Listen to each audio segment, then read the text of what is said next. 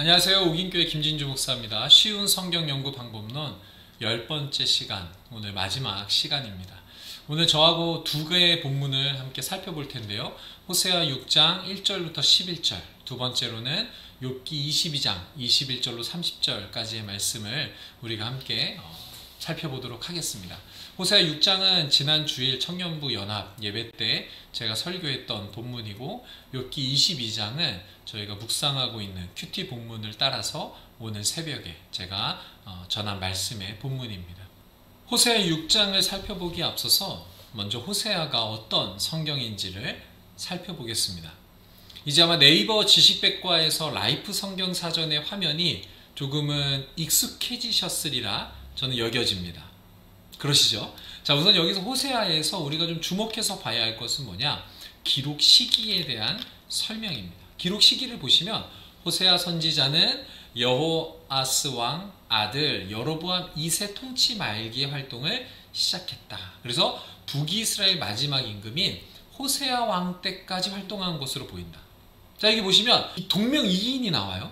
호세아 선지자가 있고 북이스라엘의 마지막 왕도 호세아다. 그래서 우리가 헷갈릴 수가 있는데 그것만 잘 이해하시면 돼요. 선지자 호세아가 있고 왕 호세아가 있다. 근데 이 호세아 선지자는 호세아 왕 때까지, 북이스라엘이 멸망하는 그 시기까지 활동한 것으로 보인다. 그래서 맨 마지막 문장을 보시면 이렇게 볼 때 본서는 북이스라엘이 멸망하기 전 호세아 선지자 말기에 기록된 것으로 보인다라는 거죠. 호세아 선지자는 북이스라엘에게 하나님의 말씀을 선포한 선지자입니다. 그러나 오늘 본문에서 살펴보게 될 것인데 남유다를 향한 하나님의 말씀, 하나님의 선포도 포함이 되어 있어요. 왜냐하면 북이스라엘의 범죄와 남유다의 범죄가 공통적으로 겹치는 부분이 있기 때문에, 결국에는 여호와를 떠나는 문제에 있어서는 북이스라엘이나 남유다나 똑같기 때문에 북이스라엘을 향한 선포가 곧 남유다에게도 해당하는 것을 오늘 본문에서 볼 수 있어요. 그러나 우리가 본문을 생각할 때 호세아 선지자는 북이스라엘의 멸망을 앞두고 활동한 선지자다. 북이스라엘의 멸망을 앞두고 활동했다라는 표현에서 우리는 호세아가 어떻다? 아주 간절했을 거다라는 것을 우리는 생각할 수 있습니다. 그래서 본문을 보시면서 호세아가 얼마나 간절하게 호소하고 외치는지, 우리가 어떤 표현들에서 그런 것을 얻을 수 있는지를 한번 살펴보기를 원합니다. 그럼 호세아 6장 1절부터 11절까지를 한번 함께 자세히 읽어보겠습니다. 자, 시작부터가 명령이에요. 오라 라는 거죠. 영어 성경에는 아마 come이라고 되어 있을 겁니다. 오라, 와서 뭐 하자? 호세아 선지자는 북이스라엘 백성들에게 말하는 거예요. 우리가 여호와께로 어떻게 하자? 돌아가자. 왜? 여호와께서 우리를 찢으셨으나 도로 낫게 하시길 것이 때문이다. 여호와께서 우리를 치셨으나 그분은 반드시 뭐한다? 싸매어 주실 것입니다. 자, 1절에서 호세아를 우리가 느낄 수 있어야 돼요. 호세아는 지금 간절하게 원해요. 이스라엘 백성들이 뭐 하기를? 돌아가기를. 왜요? 여호와는 어떻게 하시니까? 낫게 하실 거고 싸매어 주실 거니까. 우리가 이제 1절을 정리해 본다면 이렇게 정리할 수 있습니다. 1절을 정리해 보면 이렇게 정리할 수 있을 것 같아요. 호세아의 요청. 호세아는 무엇을 요청하고 있죠? 우리가 여호와께로 돌아가자. 이렇게 하나씩 다 써보시는 게 참 유익할 것 같아요. 그렇다면 두 번째로 우리가 좀 정리할 수 있는 건 뭐예요? 여호와는 누구인가? 라는 부분이죠. 첫 번째, 여호와는 어떻게 해요? 찢으셨으나 낫게 하시는 분. 자, 두 번째는 어떤 분이에요? 치셨으나 싸매어 주시는 분. 이렇게 정리가 되겠죠? 호세아의 요청과 여호와는 누구인가? 라는 부분을 지금 우리는 1절을 통해서 알 수 있습니다. 이렇게 정리하고 2절을 이제 한번 보도록 하겠습니다. 2절, 여호와께서 이틀 후에 우리를 살리시며 셋째 날에 우리를 일으키시리니 우리가 그의 앞에 살리라. 자, 여기까지 해서 한 번 더 정리해 보면 2절에서는 계속 또 어떤 내용이 나오고 있는 거죠? 여호와는 누구인가? 여호와는 누구예요? 우리를 살리시는 분. 그렇죠? 자, 그 다음에 또 여호와는 어떤 분이에요? 우리를 일으키시는 분. 2절까지 정리를 했을 때 이렇게 우리가 정리할 수 있습니다. 3절을 보시면 그러므로 3절은 1절과 2절을 받아서 특히 앞에서 살펴봤던 여호와는 누구인가 라는 부분을 중심적으로 다루면서 그러므로 뭐하자? 우리는 여호와를 알자. 어떻게 알자? 힘써 여호와를 알자. 그의 나타나심은 새벽빛같이 어김없나니 비와 같이 땅을 적시는 늦은 비와 같이 우리에게 임하시리라 하니라. 자, 다시 한 번 더 호세아의 요청과 여호와는 누구신가 라는 것으로 정리가 되는 것 같죠. 자, 호세아의 두 번째 요청은 뭐예요? 우리가 여호와를 알자. 여기에 좀 이렇게 표현을 함축시켜 보면 어떻게? 힘써 알자. 이렇게 정리가 될 것 같아요. 호세아는 지금 두 가지를 요청하고 있어요. 여호와께 돌아가자. 여호와를 힘써 알자. 두 가지를 요청하고 있어요. 자, 근데 그러면 3절에 나타나는 여호와는 누구인가 라는 부분을 한번 정리해 볼게요. 여호와는 누구예요? 3절에 나타나는 새벽빛같이 어떻다? 어김없나니. 이 표현이 중요한 것 같아요. 여호와는 어떤 분이에요? 어김없는 분이시다. 그럼 이 표현을 한 번 더 설명해 주는 게 뭐다? 비와 같이 땅을 적시는 늦은 비와 같이 우리에게 어김없이 임하신다. 이런 의미를 다가요. 그래서 3절에 나타난 새벽빛, 이른비, 늦은비는 어김없는 분. 새벽빛이나 이 비는 누구를 위해서? 이스라엘 백성들을 위해서 어김없이 임하시는 분. 그게 누구다? 여호와다. 그럼 이거를 조금 더 확장시켜보면 어김없이 우리에게 임하시는 분이라고 우리는 정리해 볼 수 있을 것 같아요. 여기까지 좀 이해가 되시나요? 그래서 1절부터 3절까지는 호세아가 크게 두 가지를 말하고 있는 거예요. 1절부터 3절까지는 호세아가 두 가지 얘기하는 거예요. 여호와께로 돌아가자. 힘써 알자. 왜? 그분은 낫게 하고 싸매게 하고 살리고 일으키고 우리한테 어김없이 임하는 분이야. 호세아의 간절함이 느껴지셨으면 좋겠어요. 이스라엘 백성들은 하나님께로 돌아갈 마음이나 엄두가 안 나는 것 같아요. 이미 하나님으로부터 많이 벗어나서 그럴 수도 있어요. 또 한편으로는 하나님이 어떤 분인지 관심이 없는 상황일 수도 있어요. 그래서 호세아는 부르시는 거예요. 우리 돌아가야 한다. 여호와를 알아야만 한다. 그분은 우리의 하나님이다. 우리가 다른 신들을 의지하고 섬기는, 다른 신이 우리를 낫게 하거나 싸매어주거나 살리거나 일으키는 분이 결코 아니다. 여호와가 우리의 하나님이다. 그분이 우리를 어떻다? 회복시켜 주신다. 그래서 여호와는 누구인가 라는 부분에 대한 저의 결론은 회복. 요약은 이렇게 할 수 있을 것 같아요. 각자의 어떠한 성경을 묵상하다가 이렇게 정의를 내려보는 거예요. 이 5가지를 근거로 여호와는 누구인가? 저는 회복시키신. 어떻게 보면 살리는 이런 쪽으로 또 볼 수도 있죠. 그래서 1절부터 3절까지는 호세아의 요청이 나타나고 그 다음에 여호와가 누구인지를, 왜 여호와께 돌아가야 하고 여호와를 알아야 하는지를, 왜 여호와께 돌아가야 하고 여호와를 알아야 하는지를, 여호와가 어떤 분인지를 소개하면서 호세아는 호소하고 있다. 그럼 4절부터 한번 다시 보도록 하겠습니다. 4절을 보시면 시작하는 표현이 이렇게 나오죠. 에브라임아. 에브라임은 북이스라엘을 상징하는 표현으로 보시면 됩니다. 내가 내게 어떻게 하랴. 그 다음에 어떤 게 나와요? 유다야. 유다는 분명 남유다를 가리키는 거죠. 아까 서론에서 말씀드린 것처럼 호세아는 북이스라엘을 중심으로 사역했지만 그와 비슷한 죄가 남유다에도 반복되고 있기 때문에 두 나라가 다 해당이 된다라고 볼 수 있습니다. 너희의 인애가 아침 구름이나 쉬 없어지는 뭐 같다? 이슬 같도다. 호세아가 북이스라엘과 남유다를 향해서 지적하는 것이 딱 하나가 있는 거예요. 그들이 갖고 있는 문제는 뭐다? 이 인애라는 것이 어떻다? 쉬 없어지는 구름이나 이슬 같다라는 것입니다. 이것을 한번 정리해 보면은 이렇게 정리할 수가 있어요. 이스라엘의 문제 뭡니까? 인애가 쉬 없어진다. 이게 북이스라엘과 남유다의 문제예요. 자, 그렇다면 앞에하고 한번 연결을 시켜본다면 북이스라엘과 남유다가 여호와를 향한 인애가 쉽게 없어짐으로 말미암아 어떤 일들이 일어났을까요? 위로 올라가 보시면 이런 거죠. 여호와께서 우리를 뭐 하셨다? 찢으셨다. 왜? 인애가 쉽게 사라져서. 여호와께서 우리를 뭐 하셨다?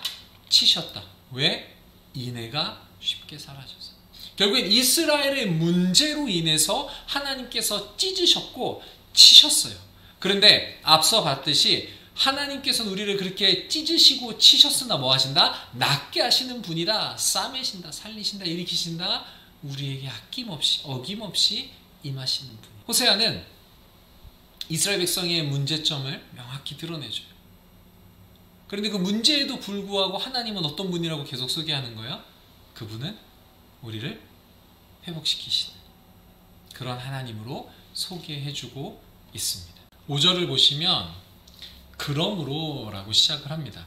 앞에 나왔던 인애가 쉽게 없어짐으로 여호와께서 어떻게 하셨다?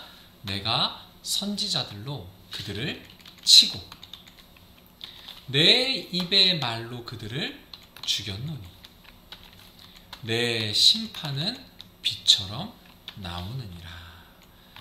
하나님께서는 이스라엘 백성들이 인애가 쉽게 없어지기 때문에 뭐 하셨다?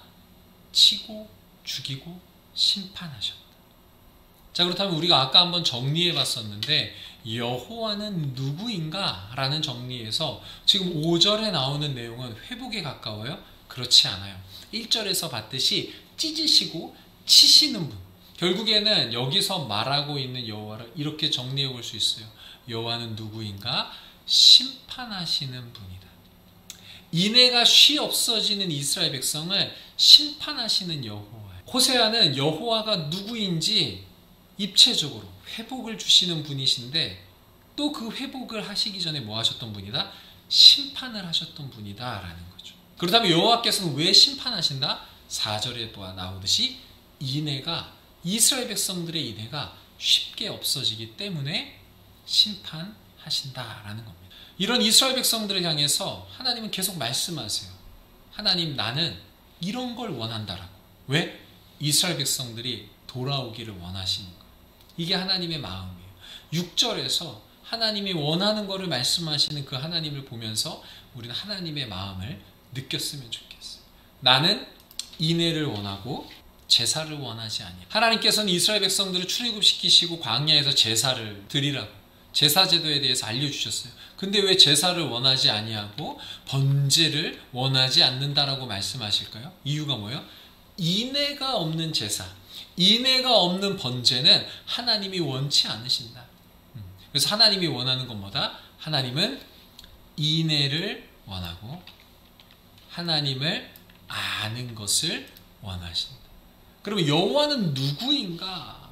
첫 번째 정리했듯이 회복을 원하시는 분. 왜? 인애가 없는 이스라엘 백성들을 심판하셨는데 하나님은 그들이 회복되기를 원하신다.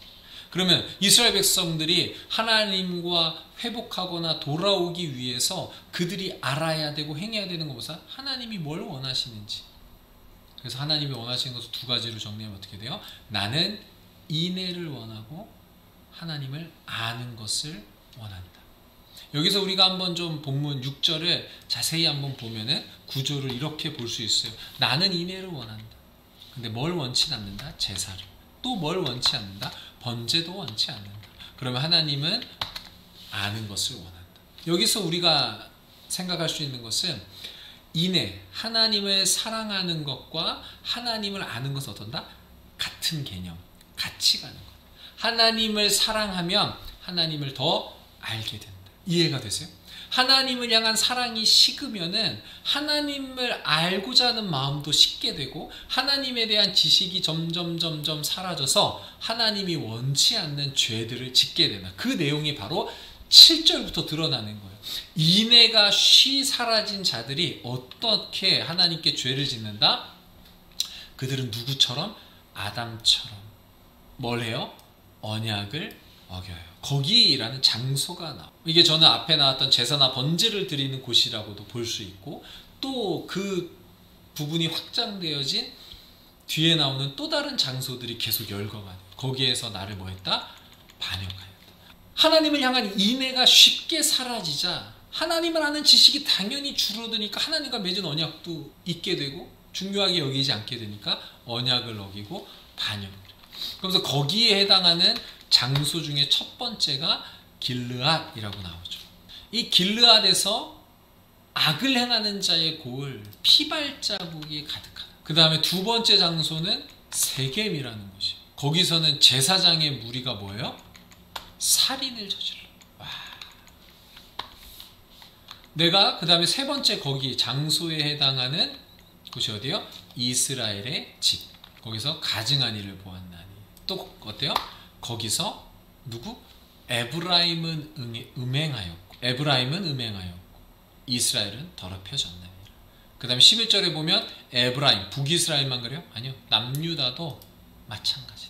인애가 쉬 없어진 이스라엘 백성들의 문제가 4절에서 드러났는데, 구체적으로 하나님이 왜 심판을 할 수밖에 없는가? 인애가 사라진 그 문제가 얼마나 심각하냐? 7절부터 쭉 나오는 거예요. 언약을 어겼다, 반역했다, 악을 행했다, 제사장이 살인을 저지른다, 가증한 일이 일어난다, 음행을 한다. 우리 성도님들, 인애가 사라지는 이 문제는, 하나님을 향한 인애가 사라지는 문제는 너무나 치명적이라는 거예요. 하나님을 향한 사랑이 사라지면 하나님을 알고자 하는 마음과 하나님을 향한 지식이 사라져요. 그러다 보면은 우리 안에서 죄가 뭐예요? 커져만 가게 된다. 하나님을 사랑하지 않으면 하나님의 아는 지식이 줄어들고 결국엔 죄가 자라나게 된다. 결국 하나님 사랑과 죄는 서로 반대되는 개념이에요. 대치되는 개념입니다. 그래서 하나님을 사랑하지 않는 것은 곧 뭘 사랑하는 거예요? 죄를 사랑하는 거예요. 그래서 하나님이 이스라엘 백성들을 심판할 수밖에 없다라는 것입니다. 이 본문을 한번 구조적으로 정리를 한번 해보도록 하겠습니다. 본문이 머리에 쫙 들어오실 겁니다. 1절부터 3절은 여호와께로 돌아가자, 이렇게 정리할 수 있어요. 왜? 여호와께로부터 떠났기 때문에.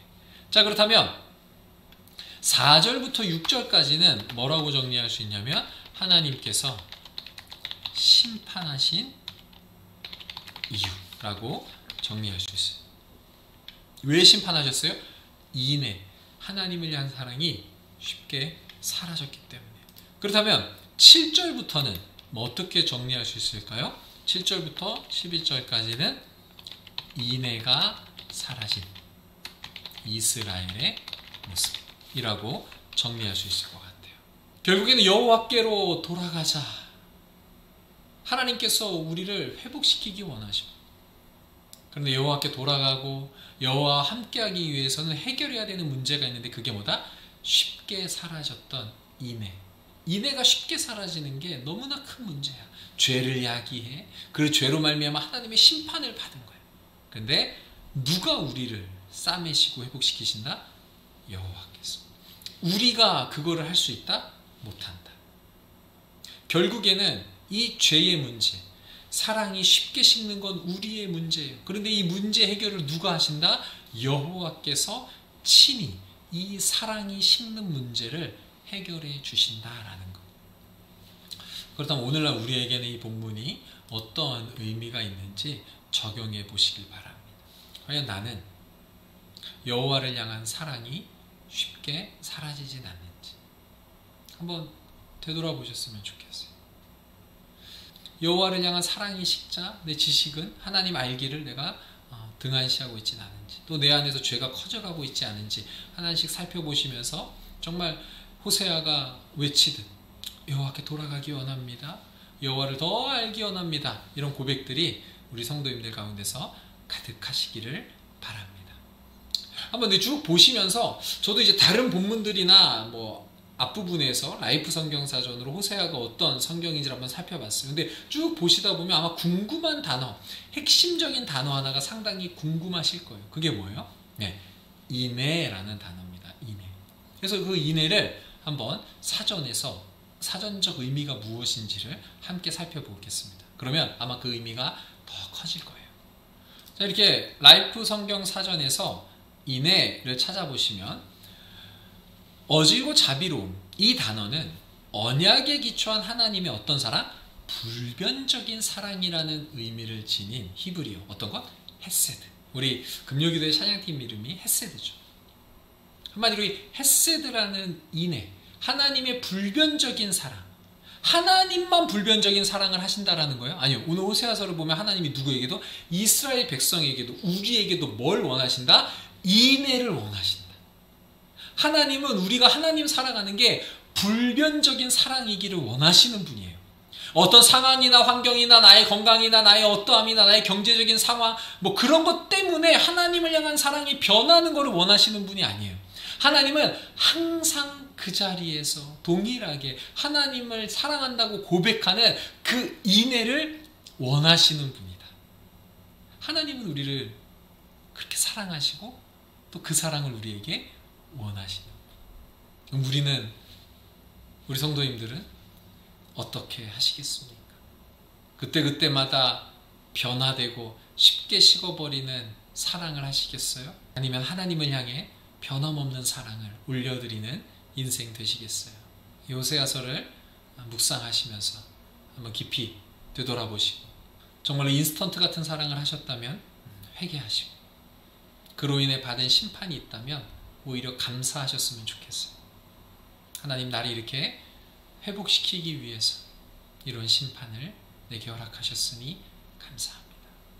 앞으로는 내가 인스턴트 같은 사랑이 아닌, 쉬 없어지는 사랑이 아닌 불변하는 사랑, 하나님이 나를 사랑하듯이 나도 하나님을 사랑하겠습니다 라고 고백하는 우리 모든 성도님들 되시기를 축복합니다. 두 번째 본문이 욥기 22장 21절로 30절의 말씀을 함께 한번 보도록 하겠습니다. 오늘 본문의 배경은 엘리바스가 욥에게 하는 말이에요. 그래서 2인칭으로 사용되는 너는 욥을 가리킵니다. 그 정도 지식을 갖고 본문을 한번 보도록 할게요. 너는 누구하고? 하나님과 뭐하라? 화목하고 평안하라. 자, 그리하면 어떻다? 복이 내게 임하리라. 엘리바스는 욥이 뭘 하기 원해요? 복받기 원해요. 어떻게 보면 엘리바스 자신은 또 욥의 친구들은 욥이 뭐 잘 되기를 원하는 마음이 조금은 있는 것 같아요. 너가 문제가 있지만 회복되게 한다. 어떻게 보면 앞서 봤던 호세아처럼 이스라엘 백성 너네 문제 있어, 너네 회복됐으면 좋겠어 라는 것과 같은 취지다, 같은 마음이다 라고 볼 수 있어요. 그런데 그들이 하는 말이 이치에 맞지 않기 때문에 우리가 욥기를 보면서 좀 불편한 마음들이 있는 겁니다. 근데 어쨌든 욥의 친구인 이 엘리바스는 욥이 뭐 하길 원해요? 네, 복이 임하길 원해요. 처음으로 우리가 정리해 볼 수 있는 건 뭡니까? 엘리바스의 요구사항이 있어요. 첫 번째로 뭐예요? 하나님과 화목하고 평안하라. 이게 엘리바스가 욥에게 요구하는 첫 번째입니다. 이 요구를 들어줬을 때 욥에게 어떤 유익이 있다? 욥이 누릴 유익. 첫 번째가 무엇입니까? 복이 내게 임하리라. 자, 그러면 계속 22절을 보도록 할게요. 청하건대, 지금 엘리바스는 욥한테 간절히 청하고 있는 거예요. 뭘 청해요? 너는 하나님의 입에서 교훈을 뭐예요? 받고 하나님의 말씀을 내 마음에 두라. 네, 엘리바스의 두 번째 요구가 나오는 거죠.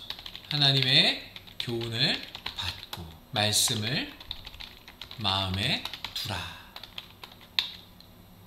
자, 그 다음에 이거에 대해서 누릴 유익은 자세하게 나오진 않아요. 근데 계속 이어집니다.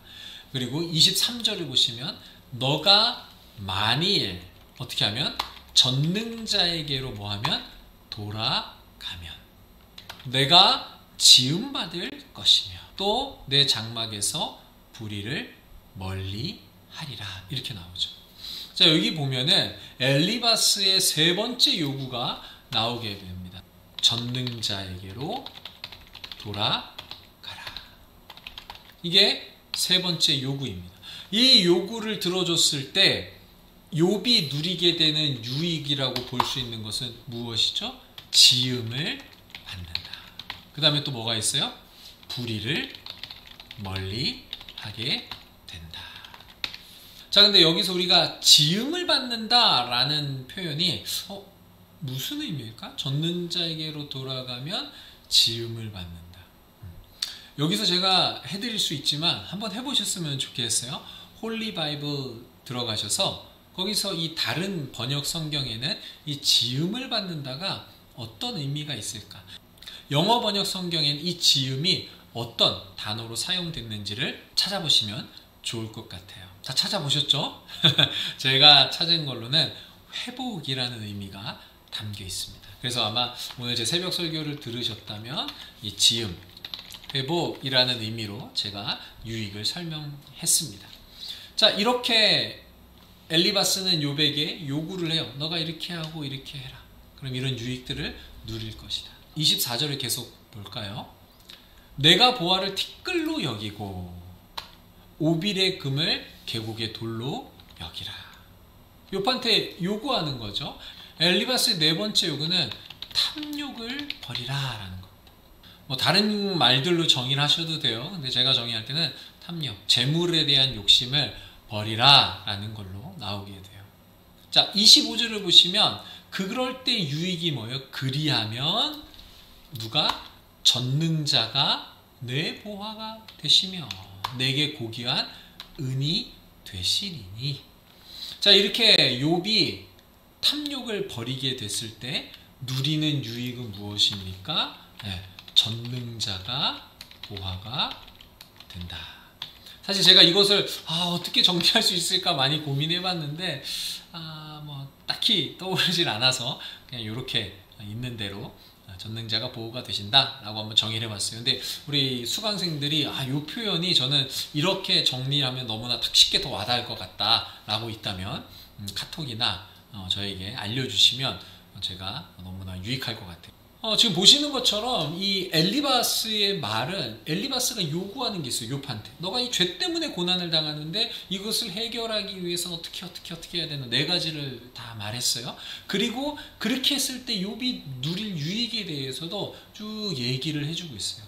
근데 이거를 제가 이렇게 어떠한 엘리바스의 요구와 유익으로 보게 된 근거가 있어요. 그게 뭐냐면 엘리바스는 계속 지금 조건절을 붙여서 말하고 있어요.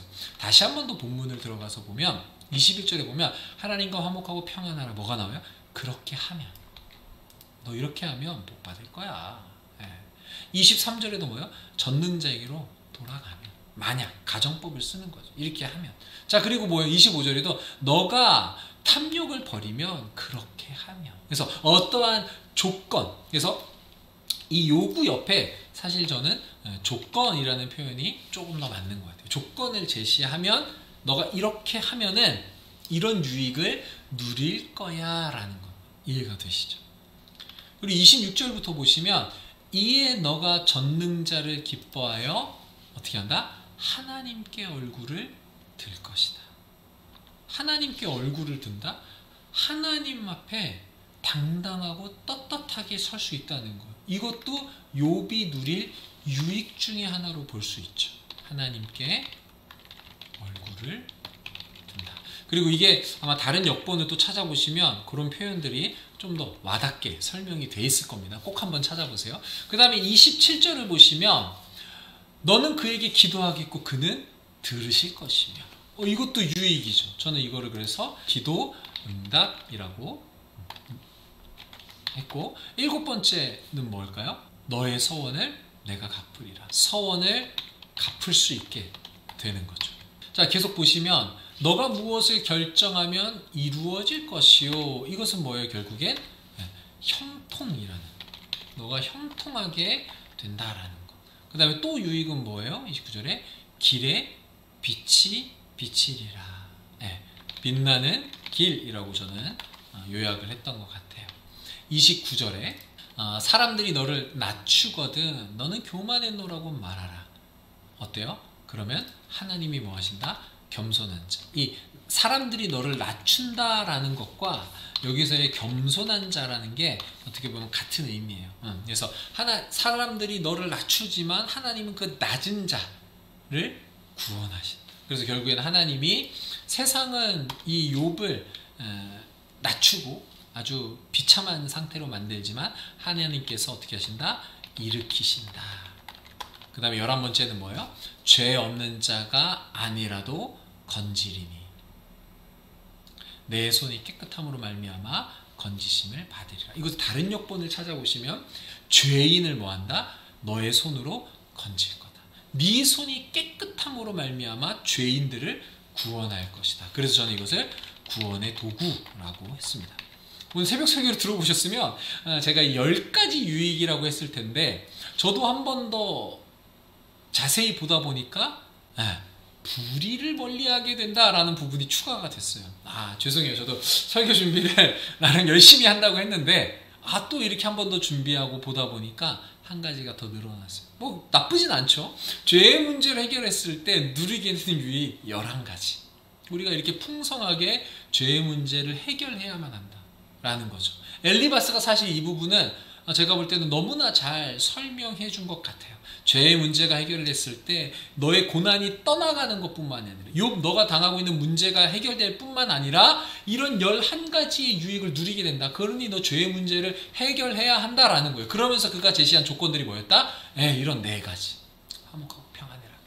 이거 4가지도 너무나 유익해요. 근데 제가 이 본문을 유익하면서 왜 이 죄의 문제를 해결하는 엘리바스의 처방전을 왜 저나 우리에게 적용을 못하냐?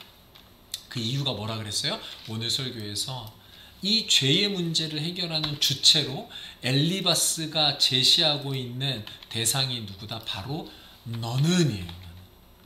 너는 하나님과 화목해라. 너는 교훈을 받고 마음에 두어라. 너가 전능자에게로 돌아가며 내 보화를 티끌로 저는 엘리바스가 어떻게 하나님과 화목하는 건 다 동의가 돼요. 근데 엘리바스는 지금 욥을 누구로 생각하고 있어요? 죄인이라고 규정하고 있어요. 그런데 그 죄인인 욥 스스로 과연 하나님과 화목할 수 있냐? 하나님의 말씀을 마음에 두고 살 수 있냐? 하나님께로 돌아갈 수 있냐? 탐욕을 버릴 수 있냐? 없다라고 저는 보고 성경은 또 그렇게 가르쳐요. 그래서 결론은 뭐예요? 욥에게 한 이 엘리바스의 가르침은 유익한 부분이 분명히 있어요. 그러나 그럼에도 불구하고 우리가 이것을 그대로 죄의 문제를 해결하는 처방전으로 우리가 받아들일 수 없는 이유는 뭐다? 우리는 죄인이라서 내 스스로 이렇게 행동할 수 없다는 거예요. 그렇다면 결국엔 어떻게 해야 된다? 뭐가 필요하다? 중보자가 필요하다. 하나님과 화목하게 하는 직분이 누구에게 주어졌다? 예수 그리스도에게. 하나님의 교훈을 받고 말씀을 마음에 두기 위해서는 누구의 도움이 필요하다?